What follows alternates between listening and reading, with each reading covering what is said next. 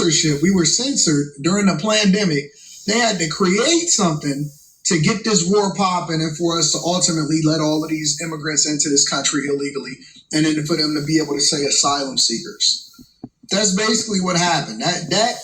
Look, man, in hindsight, we should be able to look back at what happened and look back over the 3.5 years and then basically 7.5 years and say, all right, so what chain of events happened over the last 7.5 years? All right, we won. We was killing it. We was getting to the bag. We was running up the money. Monies was flowing. Inflation was low. We was killing it all the way around. Over the last 3.5 years, and more importantly, over the last 2.5 months, everything has just been absolutely a cluster F. A cluster F. Don't worry, I'm working on my language. And so, yes, you can expect if she was to ever get into office for the next 4, let alone 8 years, that we would have an unprecedented time of more war, and for them to tell you that we're just supporting our allies with billions of dollars. It's amazing. Israel and in the region, including Arab leaders. But it seems that Prime Minister Netanyahu is not listening.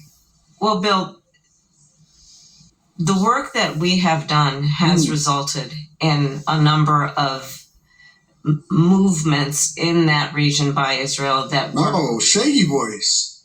She got the shaky, pausing and shake. She got the shaky voice. She a goat now. Golden Ames, MJ. She got the shaky voice now. Listen, the question is, let's rewind it because I want to make sure that we got the question correct. The question is, why isn't he listening to you guys? And if he's not listening, why do we continue to fund these proxy wars for us to get deeper and deeper in debt and then basically ignoring the American people where you can't even hook us up with more than $750 and people getting denied for the FEMA? We're going to get into that into the next video.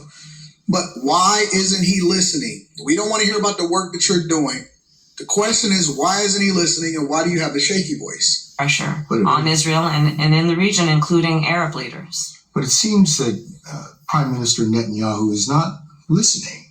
Well, Bill, the work that we have done has resulted in a number of movements in that region by Israel that were very much prompted by or a result of many things, including our advocacy for what needs to happen in the region. What? What is she saying, y'all? All right, let's hear the rest of what she said. Let's just replay it one more time because I know I didn't hear what I thought I heard because I didn't hear anything. Pressure on Israel and in the region, including Arab leaders. But it seems that Prime Minister Netanyahu is not listening.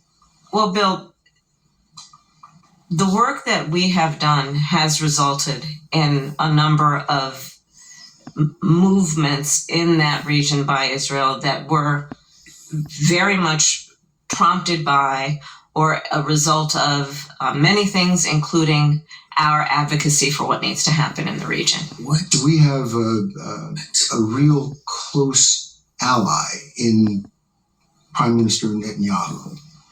I think, with all due respect, the better question is, do we have an important alliance between the American people and the Israeli people? And the answer to that question is yes. So now she redirecting the question. Is this your potential leader?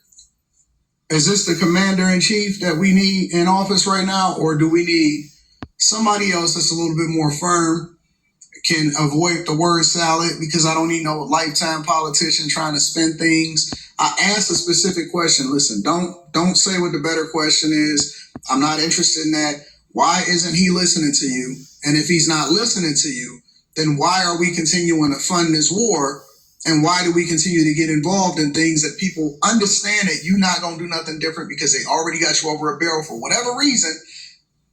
And we're going to continue to fund things that the American people, since you want to mention the American people, that the American people is not in favor of. We don't want this. We never asked for it.